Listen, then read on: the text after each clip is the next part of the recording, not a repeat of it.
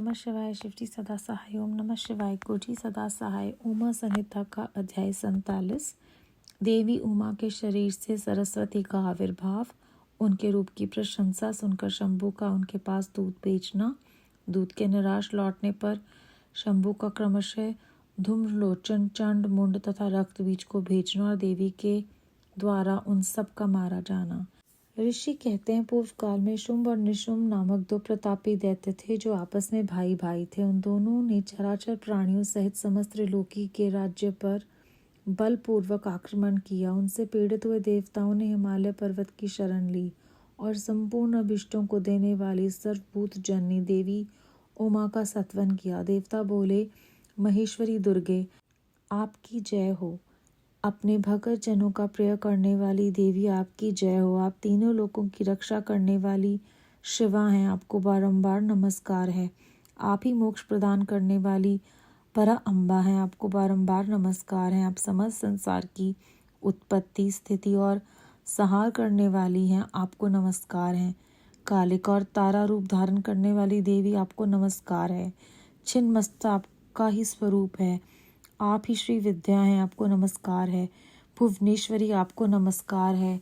भैरव रूपिणी आपको नमस्कार है। आप ही बगलामुखी और धूमावती हैं, आपको बारंबार नमस्कार है। आप ही त्रिपुर सुंदरी और मातांगी हैं, आपको बारंबार नमस्कार है। अजिता, विजया, जया, मंगला और विलासिनी, ये सभी आपके ही विभिन्न रूपों की संज्ञाएं हैं। इन सभी रूपों में आपको नमस्कार है। दोग्ध्री माता अथवा कामधेनु रूप में आपको नमस्कार है। घोराकार धारण करने वाली आपको नमस्कार है। अपराजिता रूप में आपको प्रणाम है। नित्य महाविद्या के रूप में आपको बारंबार नमस्कार है। वेदांत के द्वारा आपके ही स्वरूप का बोध होता है, आपको नमस्कार है। आप परमात्मा हैं, आपको मेरा प्रणाम है। अनंत कोटि ब्रह्मांड का संचालन करने वाली आप जगदम्बा को बारंबार नमस्कार है। देवताओं के इस प्रकार स्तुति करने पर वरदायिनी एवं कल्याण रूपिणी गौरी देवी बहुत प्रसन्न हुई। उन्होंने समस्त देवताओं से पूछा, आप लोग यहाँ किसकी स्तुति करते हैं? तब उन्हीं गौरी के शरीर से एक कुमारी प्रकट हुई।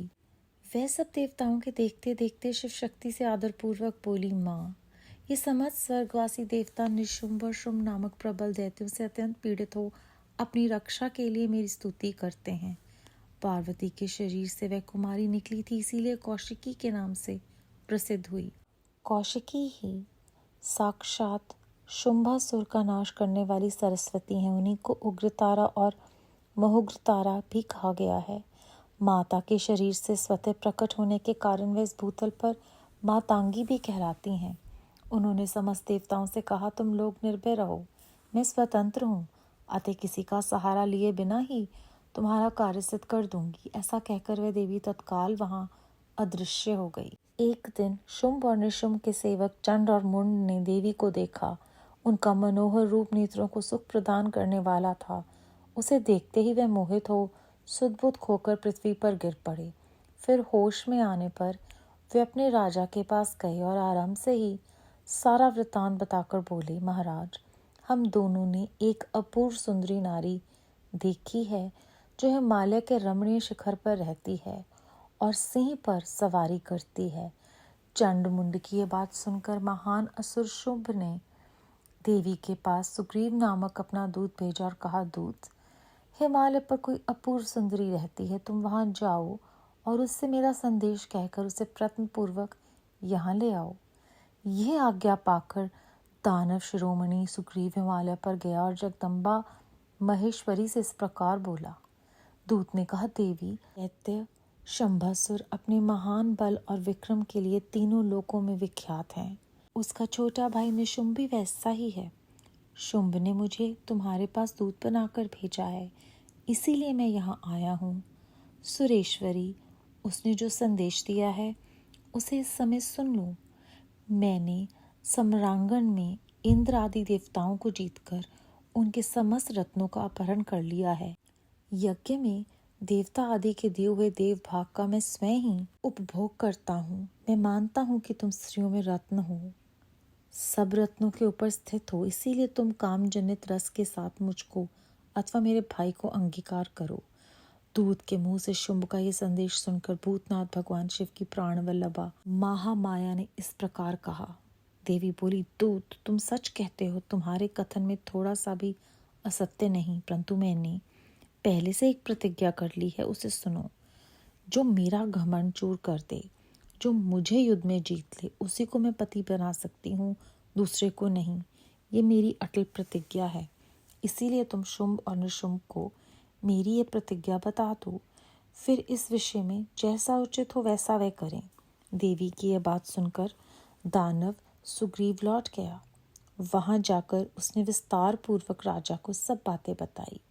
दूत की बात सुनकर उग्र शासन करने वाला शुंभ कुपित हो उठा और बलवानों में श्रेष्ठ सेनापति धूम्राक्ष से बोला, धूम्राक्ष, हिमालय पर कोई सुंदरी रहती है, तुम शीघ्र वहां जाकर जैसे भी वह यहाँ आए उसी तरह उसे ले आओ। असुर प्रवर, उसे लाने में तुम्हें भय नहीं मानना चाहिए। यदि वह युद्ध करना चाहे तो तुम्हें प्रयत्नपूर्वक उसके साथ युद्ध भी करना चाहिए। शुंभ की ऐसी आज्ञा पाकर दैत्य धूम्रलोचन हिमालय पर गया और उमा के अंश से प्रकट हुई भगवती भुवनेश्वरी से कहा, नितंबिनी, मेरे स्वामी के पास चलो, नहीं तो तुम्हें मरवा डालूंगा। मेरे साथ 60,000 असुरों की सेना है। देवी बोली, वीर, तुम्हें दैत्यराज ने भेजा है, यदि मुझे मार ही डालोगे तो क्या करूंगी, परंतु युद्ध के बिना मेरा वहां जाना असंभव है। मेरी ऐसी ही मानता है। देवी के ऐसा कहने पर दानव धूम्रलोचन उन्हें पकड़ने के लिए दौड़ा, परंतु महेश्वरी ने हूँ के उच्चारण मात्र से ही उसको भस्म कर दिया। तभी से वह देवी इस भूतल पर धूमावती कहलाने लगी। उनकी आराधना करने पर वे अपने भक्तों के शत्रुओं का संहार कर डालती हैं।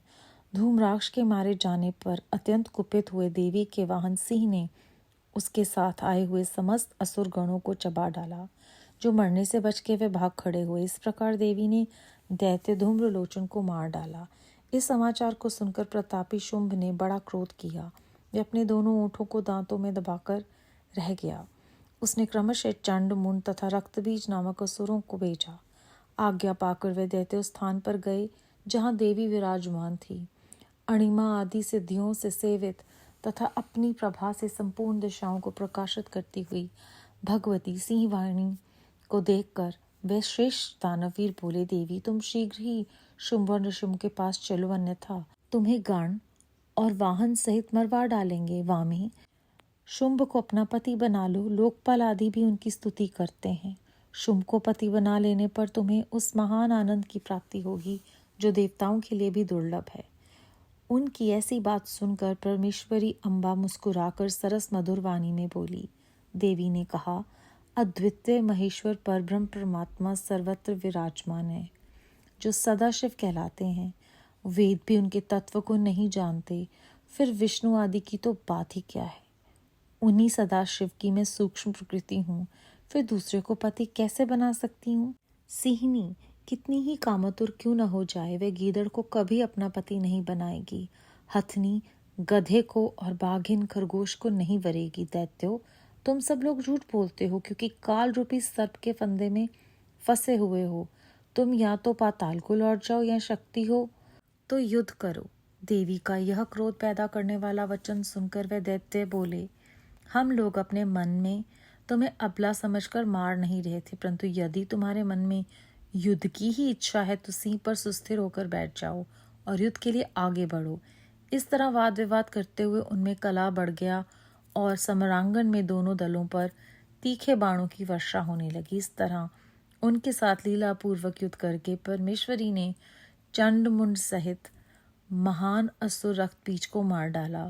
वे देव वैरी असुर द्वेष बुद्धि करके आए थे, तो भी अंत में उन्हें उस उत्तम लोक की प्राप्ति हुई जिसमें देवी के भक्त जाते हैं। अध्याय 47 समाप्त।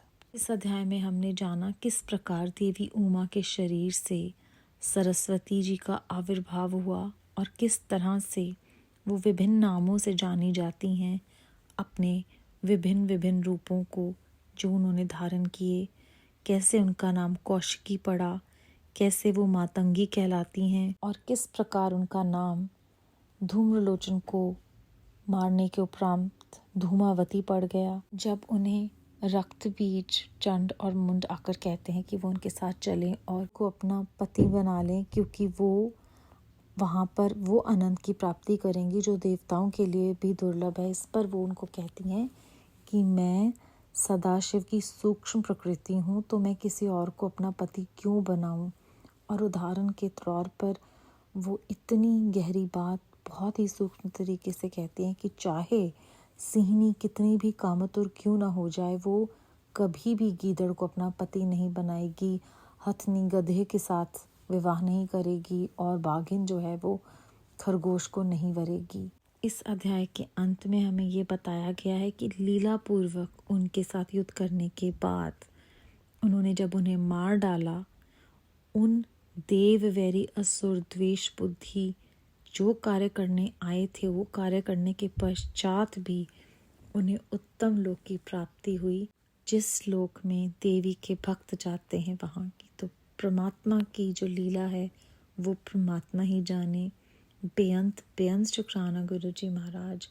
ओम नमः शिवाय। शिव जी सदा सहाय। ओम नमः शिवाय। गुरु जी सदा सहाय।